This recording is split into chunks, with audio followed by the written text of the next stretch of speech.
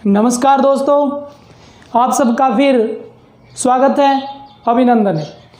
Target with Balram Swami channel पर आप सबका मैं हार्दिक स्वागत करता हूं। आज हम मेवाड़ के बप्पा रावल के बाद सामंत सिंह को हम पढ़ रहे थे और किस प्रकार हमने कर्मागत अनुसार पढ़ा है। सभी को राम राम, जय श्री कृष्णा। आज हम फिर उसी मेवाड़ के इतिहास को लेकर आगे का भाग किस प्रकार पढ़ते हैं। देखो दोस्तों, मैंने मेवाड़ के इतिहास में हमने क्या पढ़ा था। हमने पढ़ा था बप्पा रावल, और बप्पा रावल के बाद हमने पढ़ा था अल्लट को। और अल्लट के समय हमने देखा कि अल्लट गुइल इतिहास के अंदर पहला शासक था जिसने विदेशी विवाह करवाया था, और इसे नौकर की आवश्यकता पड़ी थी। नौकर प्रथा इसी के काल में चली थी। और मेवाड़ जो है अल्लट के समय व्यापारिक केंद्र बन चुका था, और इसने विदेशी विवाह किया था हरिया देवी से, जो एक हुण राजकुमारी थी। देखो, इसका शासनकाल इतना इम्पोर्टेंट नहीं है, लेकिन थोड़ा सा ध्यान में रखना। 951 से लेकर 953 तक का जो शासनकाल आता है वो इसी का आता है। आगे देखो दोस्तों, इसके बाद हमने पढ़ा था सामंत सिंह को कि सामंत सिंह कौन था। तो हमने एक चीज़ पढ़ी थी कि सामंत सिंह जब मेवाड़ में था उसी समय इधर ये पड़ता है कौन सा, जालोर। उस समय जालोर में कौन था, इस बात का ध्यान करना पड़ेगा। और उस समय इधर ये अजमेर है, और अजमेर में कौन था जिसका संबंध सामंत सिंह से था, ये तथ्य हमने पढ़े। हमने पढ़ा कि इधर था जालोर के अंदर सोनगरा चौहान। कौन था दोस्तों? सोनगरा और चौहान था। अब ये सोनगरा चौहान इधर कैसे हुए, इनकी बात। इधर कौन था, यहाँ पर था कौन? पृथ्वीराज। ये लो, इधर पृथ्वीराज है, और मेवाड़ के अंदर ये सामंत सिंह है, और इधर ये कौन है? सोनगरा चौहान है। ठीक है दोस्तों। अब इन्ने कौन सोनगरा है, सोनगरा किया पड़ा। इनका नाम सोनगरा क्यों था? चौहान तो थे, चौहानों की शाखा। अटेक पहाड़ी पड़ा, बी पहाड़ी को नाम के है, बी पहाड़ी को नाम है सोन पहाड़ी के दो, चाहे बी नाप के दो, सुवर्णगिरी के दो। स्वर्णगिरी पहाड़ी जैसलमेर में पड़ती है, सुवर्णगिरी यही है। और सुवर्ण के कारण इस पहाड़ी का नाम पड़ गया बाद में सोनगिरी। और सोनगिरी के बाद यहाँ पर एक बंदा आया, उसका नाम क्या था? कीर्तिपाल। और इस कीर्तिपाल ने कहा कि हम क्या हैं? सोनगिरी के नाम पर इसने कहा हम तो हैं सोनगरा। कौन है हम? सोनगरा। अब थोड़ा सा देख लीजिए कीर्तिपाल कौन था। कीर्तिपाल जो था वो एक नाडोल पड़ता है। नाडोल कहाँ पड़ता है साथियों? ये पाली में पड़ता है। और पाली नाडोल के अंदर अल्हण था, और अल्हण का बेटा यही था। कौन था? अल्हण। और अल्हण का जो बेटा था उसका नाम क्या था? कीर्तिपाल। कीर्तिपाल शक्तिशाली था, अल्हण का बेटा था, शक्तिशाली था।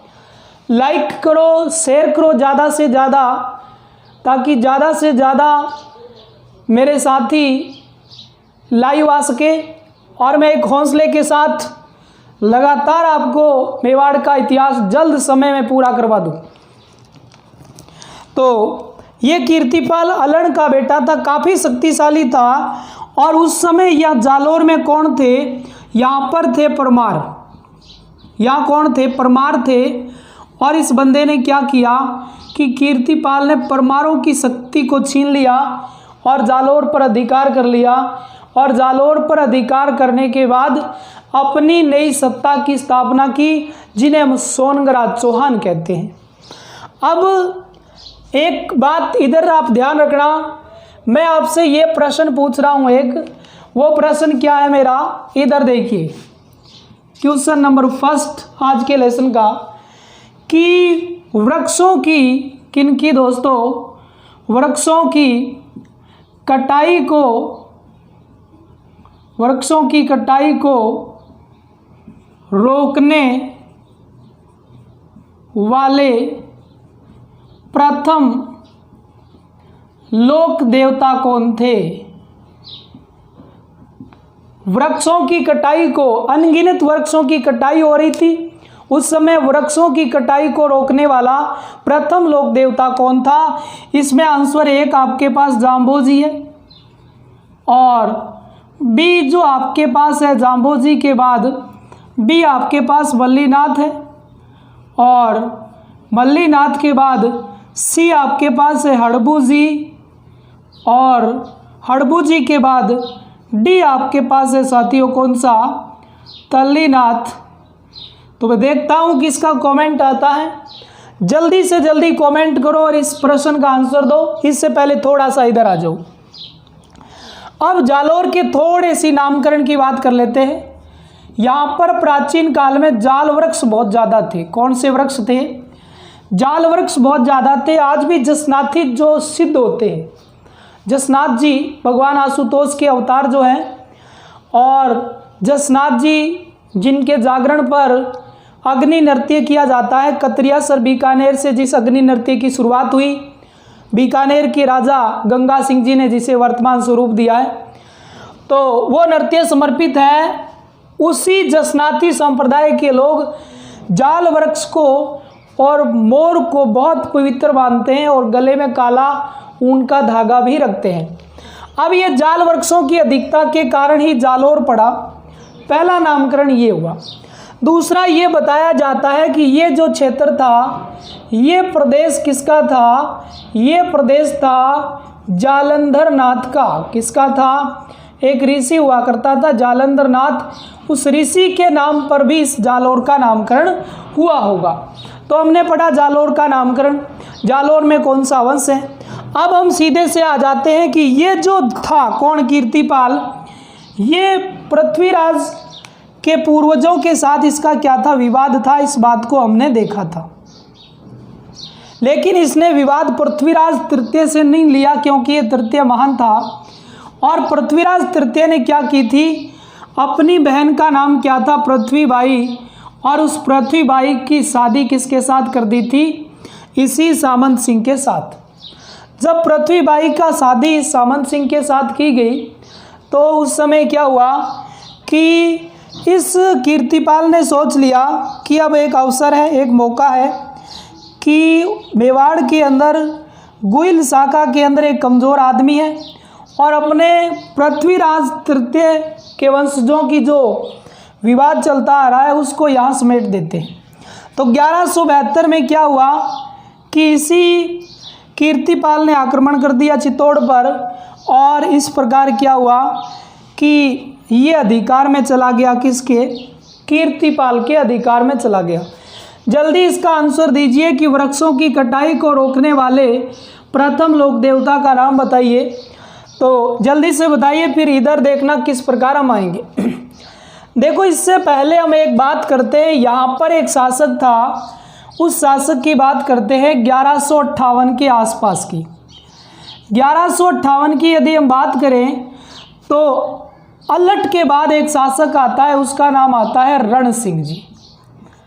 रण सिंह को थोड़ा सा ध्यान रखना पड़ेगा। मैंने सीधा सामंत सिंह जी लिया है, लेकिन उससे पहले रण सिंह से एक क्वेश्चन पक्का बनने वाला है। वही क्वेश्चन आपको बता रहा हूँ साथियों। वह साथियों क्वेश्चन क्या है? रण सिंह के दो बेटे थे। एक बेटे के नाम हो सेम सिंह हो, तो दूसरे बेटे के नाम हो, दूसरे बेटे को नाम की हो राप। एक बेटो सेम सिंह और दूसरो बेटो कौन हो? राप हो।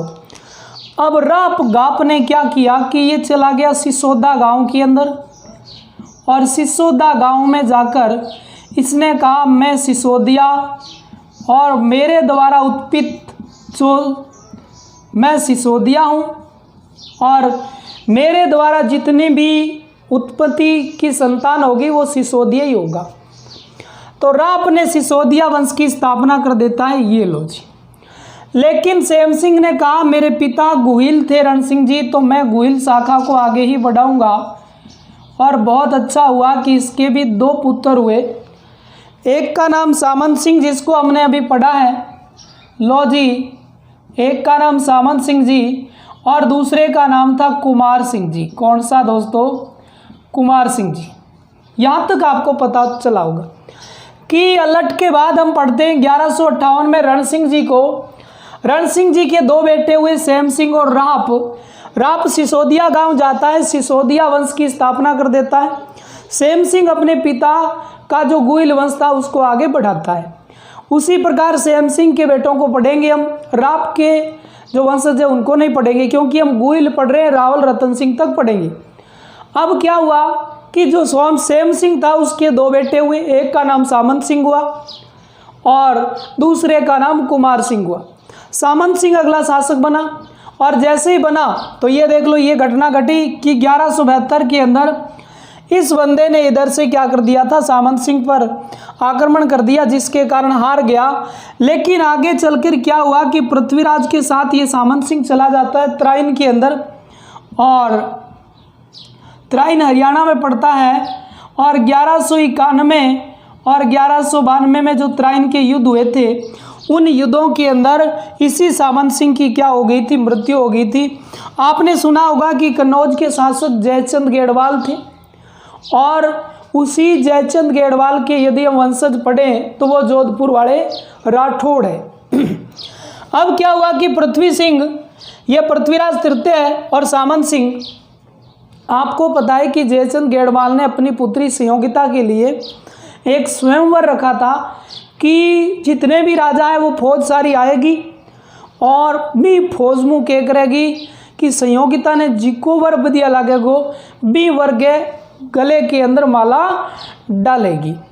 तो बी में किन कौन बुलायो, बी में आन दोनन कौन बुलायो, एक तो साड़े ने कौन बुलायो और एक जिज्जन कौन बुलायो। आंगी दोनांगी केकरी जयचंद गेड़वाल हंसी करी और दोनों की मूर्तियां बनवाई और जट लोग चप्पलां खोल गए, अंदर आया नहीं, भी चप्पलां ऊपर रखी। बाद में थे पढ़ो कि संयोगिता भी मूर्ति के पत्थर की मूर्ति के जद बाड़ा डाली, जद क्यों जयचंद गेड़वाल कि पत्थर के मैं खंड खंड कर लूँ, फिर क्या बना ले, फिर क्या बनाए यतन कि फिर क्या तू यतन कर लेगी, मैं पत्थर के टुकड़े टुकड़े कर लूँगी।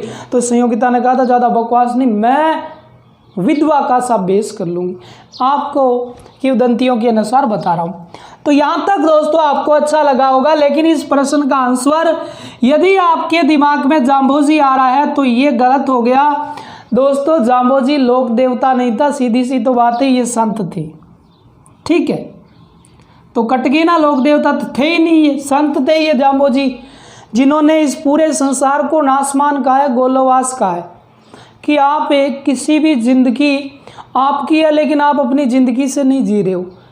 आप एक कठपुतली हो, धागा मेरे हाथ में मैं खींच रहा हूँ और आप उसका क्या कर रहे हो, इंटरेस्ट लेके नाच रहे हो। कोई भी कह दे हाँ जी लॉकडाउन है, क्यों तू पढ़ रहा है, पागल होगा क्या, कई दिन खा पी ले इधर उधर अपने चलते हैं और कुछ लटरगस्तियाँ कर लेते हैं, लेकिन हम चले जाते हैं क्योंकि हमारी हाथ की डोर हमने उसको दे दी। तो जीवन के अंदर ये सबसे बड़ा लक्ष्य है, कठपुतली की तरह नहीं जीना है।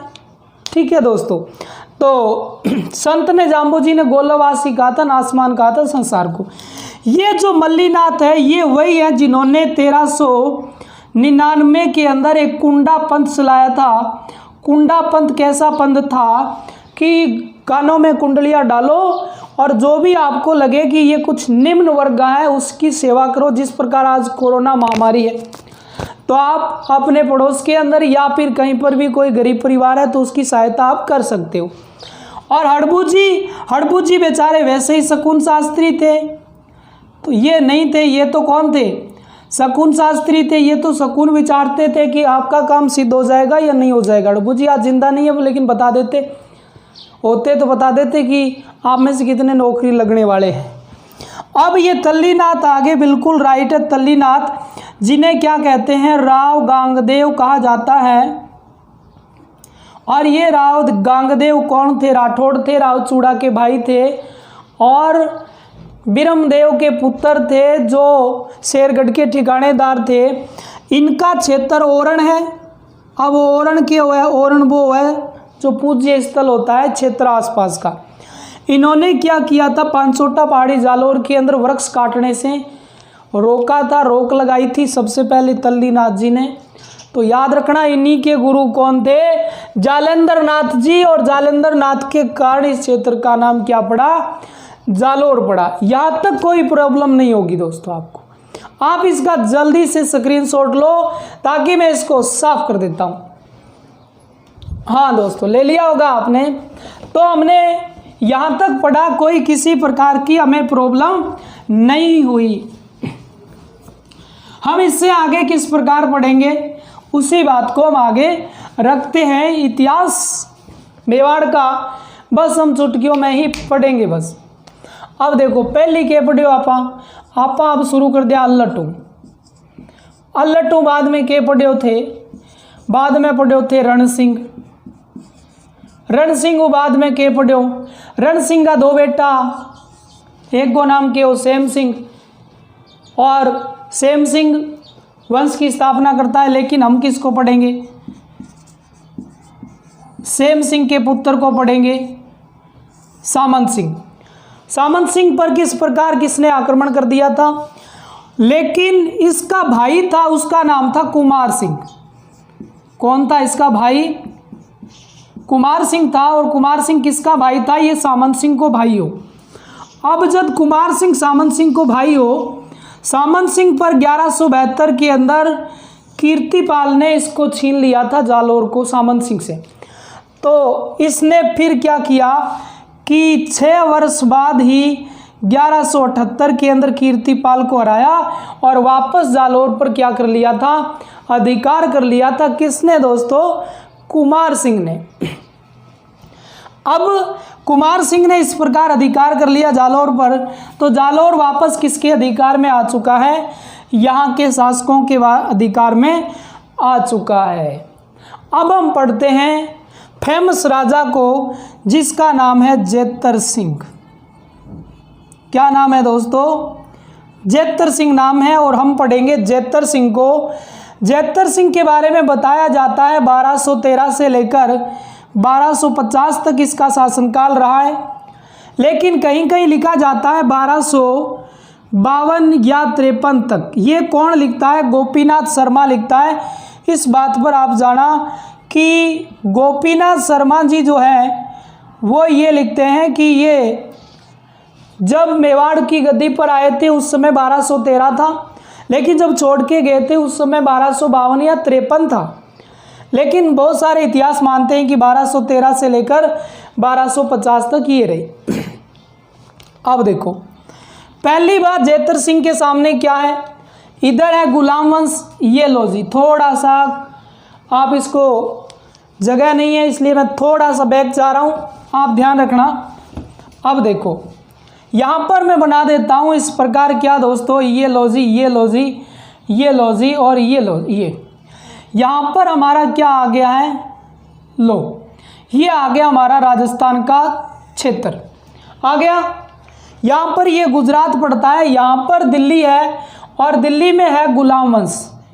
कौन सा वंश दोस्तों, गुलाम और वंश। और गुलाम वंश इधर था। यहाँ पर जालोर में कौन सा है, सोनगरा चौहान है, सोनगरा चौहान है। और यहाँ पर कौन सा है, मेवाड़ के अंदर, उसका नाम क्या है, जेतर सिंह। अब जेतर सिंह मेवाड़ में है, लेकिन जेतर सिंह जब बैठा तो बताइए कब बैठा था शासन पर, 1213 से लेकर 1252 या 53 तक। अब की बार मैंने गोपीनाथ शर्मा के अनुसार लिखा है, ठीक है। अब क्या हो, इन्हें गुलाम वंश, इन्हें जेतर सिंह और इन्हें सोनगरा चौहान। सोनगरा चौहान गुरुजी कीर्तिपाल तो गयो भी हूँ, बाद में देखो के हो, इन्हें देख लियो। अठे कीर्ति लो जी, और कीर्तिपाल पे लोयांगो। सोनगरा चौहानों का आप मान सकते हो संस्थापक, मान के सकते हो, इसे महान राजा की संज्ञा दी गई है। कीतु कहा गया, इसे बताना कमेंट करके किसने कहा कि ये कीतु है, ये एक महान राजा है। जल्दी कमेंट करना और बताना किसने कहा। अब देखो क्या हुआ, जो कीर्ति थी ना उसको सौ का चस्का पड़ गया। किसका? सौ का क्या पड़ गया? चस्का। च स और का। लो जी आ चीज इन्हें ध्यान रखा कि कौन करनो, बस जद भी चालता रहो नहीं मार्ग में। ये ट्रिक जो है ना आपको लंबा ले जाने के लिए नहीं है। पहली बार जब भी तैयारी करो, ट्रिक सबसे बड़ा माध्यम है। कैसे? आप जहाँ पर भी सो, मानो आपको किसी ने कह दिया कि कीर्तन हमने किया है, तो आप ये याद रखना कि कीर्ति सौ के चस्के में पड़ गई बस। अब इधर इन्हें के याद रखोगा, इन्हें याद रखा कि कुतिया को बात है, कुतिया आराम करने लाग रहा है, कुतिया आराम करने लाग रहा है। इन्हें कुतिया आराम करने लाग रहा है, कुतिया आराम करने लाग रहा है। इन्हें कु पर क्या है? कुतु बुद्दीन। लो जी कुतुबुद्दीन। ठीक है, हम गुलामवंश को भी साथ में लेंगे और इधर सोनग्राहों को भी साथ में लेंगे, यहां तक कोई प्रॉब्लम नहीं होगी। आराम से आराम सा। लो आराम सा हो गया। इन्ने क्या हो गया?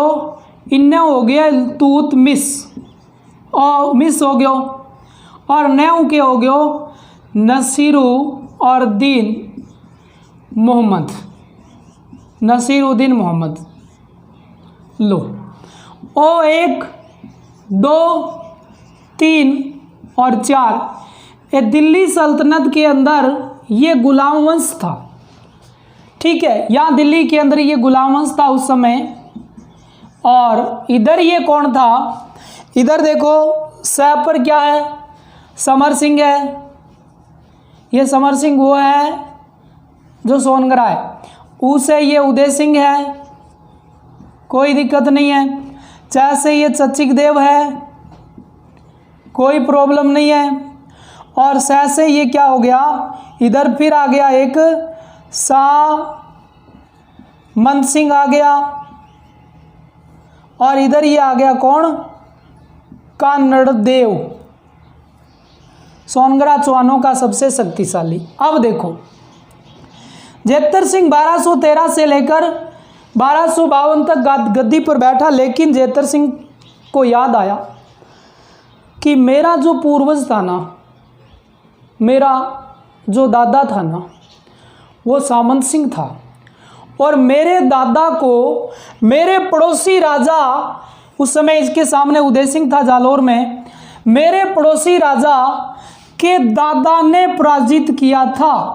अब देखो कितो पुराणों बदलो लेने लग रहा है, तेरे दादा ने मेरे दादा को मारा था। अब क्या करो की कौन? सबसे पहले बैठते ही इसने उठाया सेना और बोला चाल पड़ा। लो जी अट्ठे पहुंच गया, सागे ले लियो आपको बेटो, इंग बेटे को नाम के हो तेज सिंह। लो मोटो लिख दियो इन्हें।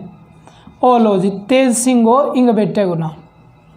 अब जेतर सिंह और तेज सिंह दोनों कट पहुंच गया उदय सिंह का। उदय सिंह को पहले ही पता चल गया कि मेरी शक्ति क्या है। हमें पहले ही पता चल जाता है कि हम पटवार कांस्टेबल रीट की परीक्षा दें या ना दें, क्योंकि अंदर से आत्मा बोलती है तू क्या मैं परीक्षा देने जान लाग रही है, फेल तो है तू। क्योंकि अंदर आत्मा को पता है कि हमने कितनी पढ़ाई की है। जब अंदर से आत्मा बोलेगी कि आज तू परीक्षा में पास हो जाएगा, तो उस दिन मित्रों आप पास हो जाओगे, आपको कोई भी रोकने वाला नहीं होगा। तो अंदर की आत्मा को मजबूत कर लेना। इसके लिए आपको बातों की ज़रूरत नहीं दोस्तों, रातों की ज़रूरत होती है, पढ़ने की ज़रूरत होती है, मेहनत करने की ज़रूरत। तो यहाँ से सीख लेना इस इतिहास से। उदय सिंह को पहले ही पता था कि अपने हार तो जाएंगे, इसलिए इसने दोनों से क्या कर ली, बोले बाप और बेटो आपसे मैं संधि कर रहा हूँ, हाथ जोड़ के मैं प्रार्थना करता हूँ कि मेरे से कुछ होने वाला तो है नहीं, क्योंकि मेरे आगे पीछे सेना इतनी है नहीं जितनी आपके पास है, आप तो चित्तौड़ से आए हो। उदय सिंह ने किसके साथ? जेतर सिंह के साथ क्या कर ली? संधि कर ली। लेकिन जेतर सिंह बोलो तेरी बेटी लिया और मेरे बेटे के साथ ब्याह। तब उदय सिंह बोला बेटी है ही नहीं।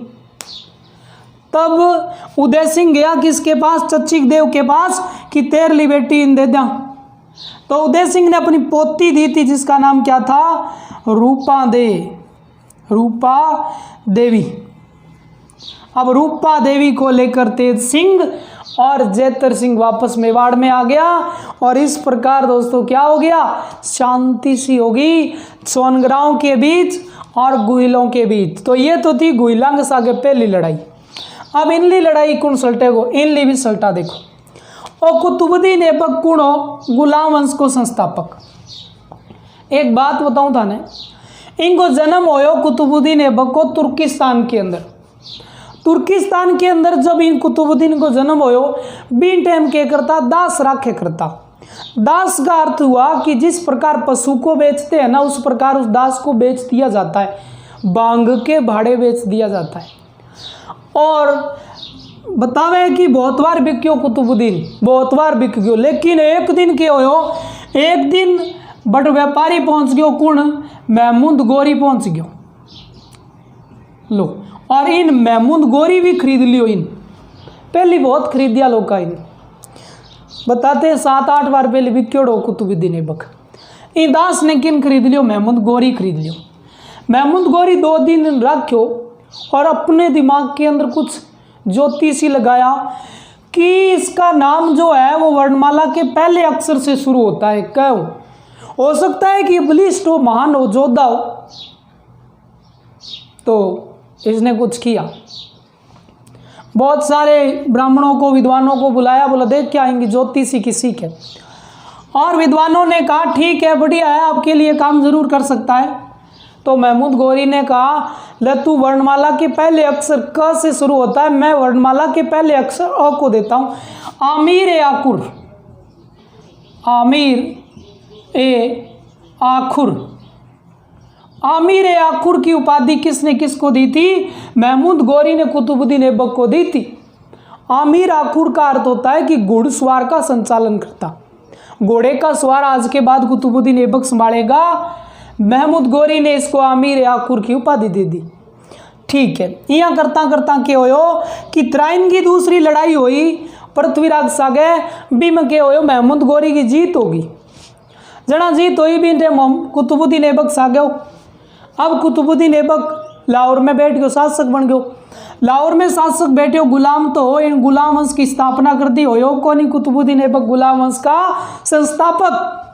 अब जब उस गुलाम वंश को संस्थापक होयो, भी बाद में आराम सा शासक बने हो, बोले आराम करो, ठाठ आराम करो। आराम बाद में इल्तुतमिश आ गयो। ओ की करेगो देखो, ओ जरूर की करेगो।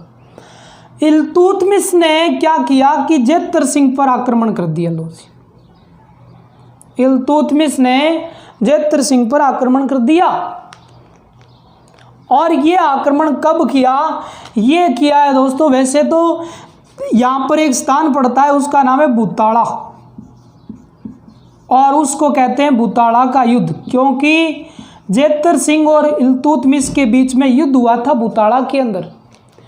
और बुताड़ा के अंदर युद्ध हुआ 1227 के अंदर। कब हुआ, 1227 के अंदर। लेकिन इसकी तिथि ये निश्चित है कि 1222 से लेकर 1229 के मध्य ये युद्ध हुआ था। ठीक है, इस युद्ध में क्या हुआ कि इस बुताड़ा के युद्ध में एक चिरवा शिलालेख और इसके अलावा हमीर मर्दन जो जय सिंह सूरी ने लिखी थी, जय सिंह सूरी जो बड़ौच गुजरात के थे, और इसके अलावा चिरवा शिलालेख, आबू अभिलेख और हमीर मर्दन कहते हैं इस युद्ध में इल्तुतमिश हार जाता है और जेतर सिंह की क्या हो जाती है, विजय हो जाती है। लेकिन एक बात सुनो थी, ये युद्ध में क्या हो, बुताड़ा के युद्ध में जब इल्तुतमिश हार गए जान लग गयो, बीन टाइम के करो कि नागदा ने तेज नेस कर दी, नागदा ही बिन तेज नेस कर दी। बताओ नागदा को राजधानी किसने बनाया था, बप्पा रावल ने। और नागदा के बाद में अल्लट ने आहड़ को राजधानी बनाया। लेकिन नागदा यहाँ तेज नेस हुई जेतर सिंह के समय में, तो जेतर सिंह ने राजधानी किसको बना लिया, चित्तौड़ को। हमने पढ़ा था कि दशरथ शर्मा के अनुसार चित्तौड़ का मध्यकालीन इतिहास मेवाड़ का उसमें स्वर्णिम युग जेतर सिंह का युग है, देखा था हमने। लेकिन गुलाम वंश के समय अजमेर ये मेवाड़ के अंदर सबसे बलिष्ठ और सबसे शक्तिशाली जेतर सिंह ही थे, क्योंकि पहलो इल्तुतमिश ने हरा दियो भाग्यो इल्तुतमिश। अब एक नसीरुद्दीन को एक भाई हो, वो अठे कठो कनौज हो लो जी। बिंगो नाम के हो, बिंगो नाम हो जलालुद्दीन। जलालुद्दीन कौन है? वो गुलाम शासक है जलालुद्दीन खिलजी नहीं है, खिलजी वंश अभी आया नहीं, गुलाम है। नसीरुद्दीन को भाई जलालुद्दीन अठ कनौज में हो, और जनो कनौज में हो बीन टाइम के हो।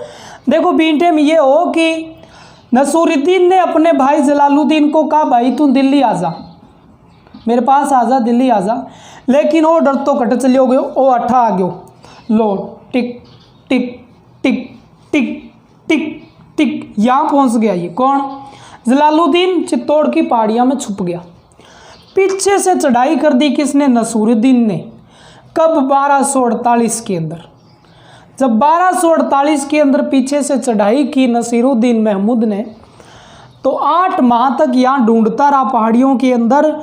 लेकिन बाद में क्या हुआ कि जेतर सिंह की शक्ति को देखकर वापस इसको जाना पड़ा, वापस इसको भागना पड़ा, और भाग गया। इसके 2 दरबारी सेनापति आते, एक का नाम है बालक और एक का क्या नाम आता है? मदन। बालक और मदन 2 आते। इस प्रकार ये नसीरुद्दीन भी पराजित होकर वापस भाग गया। ठीक है दोस्तों, ये था जेतर सिंह की इधर से लड़ाई, और ये थी जेतर सिंह की इन्नू लड़ाई। जेतर सिंह की इन्नू भी लड़ाई, जेतर सिंह की इन्नू भी लड़ाई। बुताड़ा को जी को अभी में कट्ठे गाए, एक तो है चिरवा, एक है आबू अभिलेख, और एक है अमीर मद मर्दन। जय सिंह सूरी जो कटेगो, और जय सिंह सूरी हो बड़ोच गो, और बड़ोच कट पड़े गुजरात के अंदर पड़न लाग रही। आ चीज़ ध्यान दिया थी। अट तक कोई प्रॉब्लम नहीं है, तो थे खुद ही बता दो नहीं, गुलाम वंश ऑल टाइम शक्तिशाली कौन हो? जेतर सिंह। ठीक है, यहाँ तक दोस्तों आपको किसी प्रकार की कोई प्रॉब्लम नहीं होगी, तो मैं साफ कर दूं। इसके 2 विद्वान हैं, जिनका एक का नाम बालक है, एक का नाम मदन है, अति इंपॉर्टेंट। तो ये थे इधर वाला पक्ष। अब एक और पक्ष रखता हूं मैं, वो क्या पक्ष है उसका अभी देखेंगे। आपको एक प्रश्न दिया हुआ है, जल्दी से उसका कमेंट करो और उसका आंसर दो। मेरे को आपके कमेंट का अब तक दिखाई नहीं दे रहा है कि किसी ने आंसर किया है, तो जल्दी कमेंट करो और आंसर दो कि वही था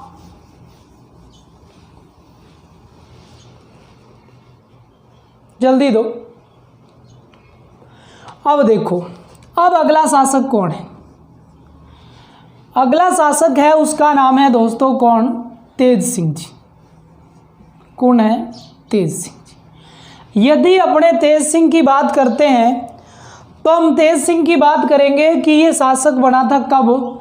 1252 से लेकर 1273 तक।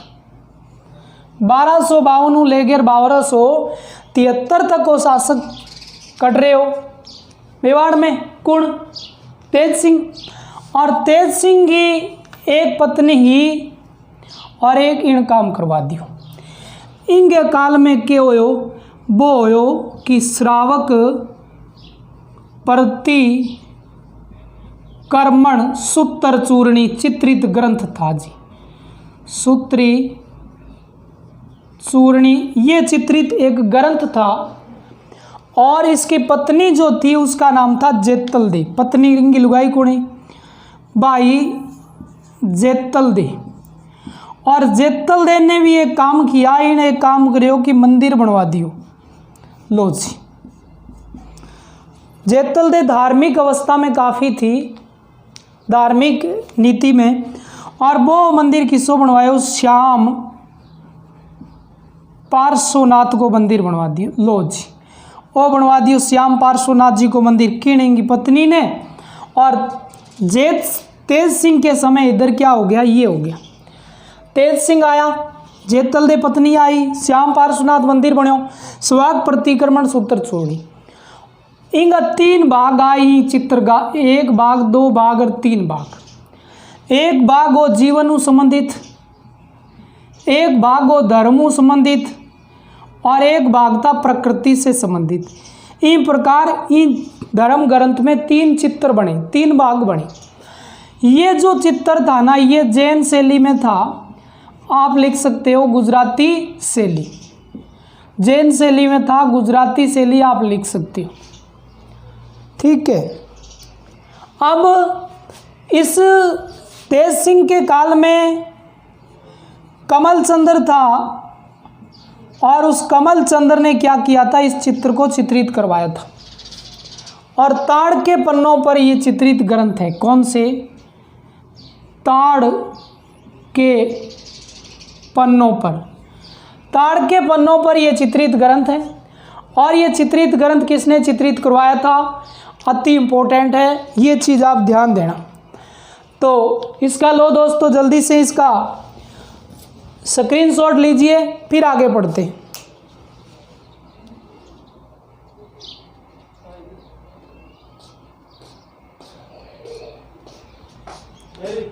हाँ दोस्तों, आपने लिया होगा, ये तो था कौन, तेज सिंह। तेज सिंह ने और इसके पिता जेतर सिंह ने गुलाम वंश को टक्कर दी है। कौन से वंश को? गुलाम वंश को, याद रखना। अब तेज सिंह एक तरफ राख लियो और एक तरफ राख लियो थे कि ने बप्पा रावल ने, बप्पा गो रावल, इन राख लियो एक तरफ। आगे उपाधियां देख लो, थोड़ी सी आ चीज ध्यान दिया, आगे दोनों की उपाधि इंपॉर्टेंट है। इन किंग के उपाधि है, एक तो आएंगी उपाधि परम भट्टारक, अति इंपॉर्टेंट। कौन सी? परम भट्टारक। एक है परमेश्वर, इसकी उपाधि। एक है महाराजा धीराज, इसकी उपाधि। महाराजा धीराज इसकी उपाधि है। ये तीनों उपाधियां इधर इसकी है। अलट ये जो था बप्पा रावल, इसकी भी 3 उपाधियां थी, उनको भी ध्यान रखना। एक थी हिंदू सूर्य, हिंदू सूर्य थी, किसकी? इसकी, बप्पा की। एक थी राजगुरु, एक राजगुरु थी और एक कौन सी थी?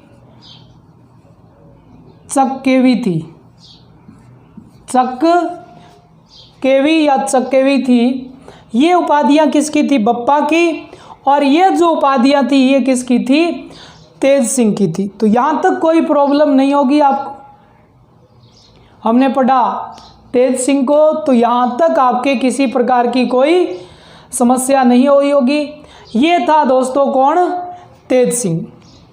तो तेज सिंह को याद रखना कि तेज सिंह अति इंपॉर्टेंट क्यों है, क्योंकि गोइल वंश की शाखा को इन्होंने छीन बीन करने की कोशिश की, एक जेतर सिंह ने और एक जेतर सिंह के पुत्र तेज सिंह ने। उपाधियों को ध्यान रखना थोड़ी सी, मैं उपाधियों को 2-2 शासकों के साथ लेके करवाऊंगा। यदि किसी के बीच में उपाधि आ गई वो रह सकती है, ठीक है। मैं 2-2 को या 3-3 को मिला के फिर सारी उपाधियां साथ में पढ़ेंगे। कहीं पर भी प्रश्न गलत नहीं होगा यदि उपाधियों से आएगा तो। अब देखो क्या हुआ। अब एक शासक बनता है, उसका नाम है समर सिंह जी। समर सिंह देखो उधर सोनगरा भी है और समर सिंह इधर यहाँ पर भी है समर सिंह उधर भी था और इधर भी है। इधर यदि हम समर सिंह की बात करें तो इसका शासनकाल है वही बात 1273 से लेकर इसका शासनकाल है 1301 तक। 1273 से लेकर 1301 तक समर सिंह रहता है और समर सिंह सबसे इम्पोर्टेंट कार्य इधर करता है और वो कार्य क्या है कि गुजरात जो था, इस गुजरात में कौन थे? तुर्क, और गुजरात को तुर्कों से क्या करवाता है? मुक्त करवाता है। इस बात पर जाना आप कि समर सिंह ने ही गुजरात को तुर्कों से मुक्त करवाया था, बहुत इंपॉर्टेंट। अब इनने आज इनने क्या करवाया, इसने ये करवाया कि जो शत्रु थे उन शत्रुओं का अपहर्ता इसी को कहा जाता है। एक तो शत्रुओं का अपहर्ता कहा जाता है इसको, और दूसरा क्या कहा जाता है इसको कि ये था शत्रुओं का संहार करने वाला। ऐसा व्यक्ति था ये, शत्रुओं का अपहर्ता और शत्रुओं का संहार करने वाला बंदा यदि कोई था तो सैफ और समर सिंह। सैफ और शत्रु से संबंधित कोई भी बात आए तो समर सिंह को करना। अब समर सिंह ने ध्यान रखा इनका 2 बेटा, समर सिंह का आगे कितना बेटा है, 2 बेटा। एक बेटे को नाम है कुंभकर्ण और एक बेटे को के नाम है रतन सिंह है। अब कुंभकर्ण रतन सिंह और एक कौन है, कुंभकर्ण। कुंभकर्ण को याद ये रखना है कि कुंभकर्ण यहाँ से छोड़ छाड़ के नेपाल चला जाता है और नेपाल में जाकर क्या करता है, शाही वंश की स्थापना कर देता है। और ये शाखा नेपाल में 2008 तक चली है दोस्तों, इतनी लंबी। देखो कुंभकर्ण जो था ना वो समर सिंह का बेटा ही था, और किस प्रकार वो चला जाता है नेपाल और नेपाल में शाही वंश की स्थापना करता है जो 2008 तक चली थी। आगे देखो, इसको इधर याद रखना। इधर ये जो है कौन, रतन सिंह को हम अगले पीरियड में पढ़ेंगे, लेकिन एक थोड़ा सा ओवरव्यू ध्यान रखना। एक तो हमारे पास ग्रंथ आता है, उसको हम बहुत ही अच्छे तरीके से पढ़ेंगे। ग्रंथ कौन सा है, पद्मावत ग्रंथ 1540 वाला। इसी दिन 1540 को महाराणा प्रताप का जन्म हुआ था, पैफ और प्रताप, पैफ और पद्मावत ग्रंथ। और ये ग्रंथ लिखा था मलिक मोहम्मद जायसी ने। मलिक मोहम्मद जायसी, इस जायसी के बारे में हम पढ़ेंगे कि इसने इसमें क्या लिखा है खासकर। और हम थोड़े से रतन सिंह के परिवार पर जाएंगे कि इसका जो शादी हुआ था वो हुआ था सिहल द्वीप के अंदर। कौन सा द्वीप है, सिहल द्वीप। और उसी सिहल द्वीप में इसकी शादी हुई थी। आज श्रीलंका को ही कहते हैं सिहल द्वीप। यहाँ पर एक बंदा था, उसका नाम क्या था, गंधर्व सेन। और गंधर्व सेन की एक बेटी थी, उसका नाम था पद्मिनी के साथ ही इसका क्या हुआ था, विवाह हुआ था। पद्मिनी के साथ में एक तोता आया था, उसका नाम क्या था, हीरामन तोता। आज ये हीरामन तोता बैठा है कहाँ पर, झालावाड़ के अंदर। और आज भी ये झालावाड़ में मनुष्य जैसी क्या करता है, शब्द निकलता है, जैसे चाय पी ली, मैं पानी पी ली, रोटी खा लिया, इस प्रकार हीरामन तोता बोलता है। देखो, तो यहाँ तक हमने पढ़ा आज के इतिहास को, और आप इसको स्क्रीनशॉट में रखना। और दोस्तों ज़्यादा से ज़्यादा लाइक, कमेंट, शेयर किया करो, ताकि हम आपको अच्छे से अच्छे लेसन का उपलब्ध करवाएं। रेगुलर क्लासें रहेगी, थोड़ी सी समस्या कई बार आ जाती है, क्लास बन नहीं पाती है, लेकिन ज़्यादातर रेगुलर क्लास रहेगी। जो दिखाई का मैटर है कि सर दिखाई नहीं दे रहा, इसके लिए लगातार प्रयास है। हाँ ठीक दोस्तों, जय भारत माता की।